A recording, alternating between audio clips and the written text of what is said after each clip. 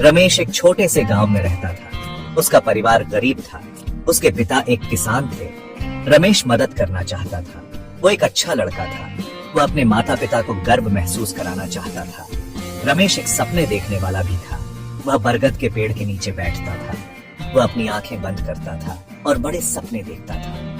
वह अपने परिवार के लिए एक बेहतर जीवन का सपना देखता था। वह गांव से बाहर की जिंदगी का सपना देखता था। रमेश सिर्फ 10 साल का था। उसके पिता बीमार पड़ गए। रमेश को पता था कि उसे कुछ करना होगा। उसने एक छोटी सी चाय की दुकान शुरू करने का फैसला किया। उसने अपनी माँ की रेसिपी का इस्तेमाल किया। यह एक खास रेसिपी थी। इसका एक अनोखा स्वाद था। रमेश ने कड़ी मेहनत की। वह सूरज निकलने से पहले उठता था। वह चाय की पत्तियों को ध्यान से उबालता था।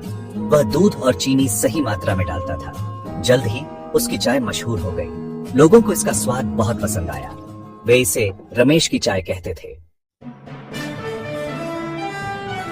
एक दिन शहर का एक आदमी गांव आया। उसने रमेश की चाय का स्वाद चखा। वह बहुत प्रभावित हुआ। उसने रमेश से कहा, तुम्हारी चाय खास है, तुम्हें शहर में एक दुकान खोलनी चाहिए। रमेश हैरान था। उसने कभी शहर के बारे में नहीं सोचा था। वह डरा हुआ था लेकिन उत्साहित भी था। उस आदमी की बातों ने उसे उम्मीद दी। उसने एक मौका लेने का फैसला किया। रमेश ने कड़ी मेहनत की। उसने हर पैसा बचाया। उसने आखिरकार शहर में एक छोटी सी चाय की दुकान खोली। उसने नए नए स्वादों के साथ प्रयोग किए। उसने इलायची वाली चाय, अदरक वाली चाय और मसाला चाय शुरू की। लोगों को उसकी रचनात्मकता बहुत पसंद आई। उसका व्यवसाय बढ़ता गया। उसने और दुकानें खोली। वह अपने मूल्यों को कभी नहीं भूला।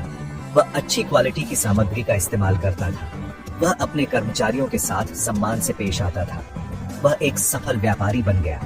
वह अपनी ईमानदारी और कड़ी मेहनत के लिए जाना जाता था। उसने अपने सपनों को हासिल कर लिया था। उसने अपने माता पिता को गर्व महसूस कराया था। रमेश अपने गांव को कभी नहीं भूला। उसने कई लोगों को नौकरी दी। उसने साबित कर दिया कि कोई भी काम छोटा नहीं होता। उसने दिखाया कि कड़ी मेहनत और ईमानदारी से सपने सच हो सकते हैं।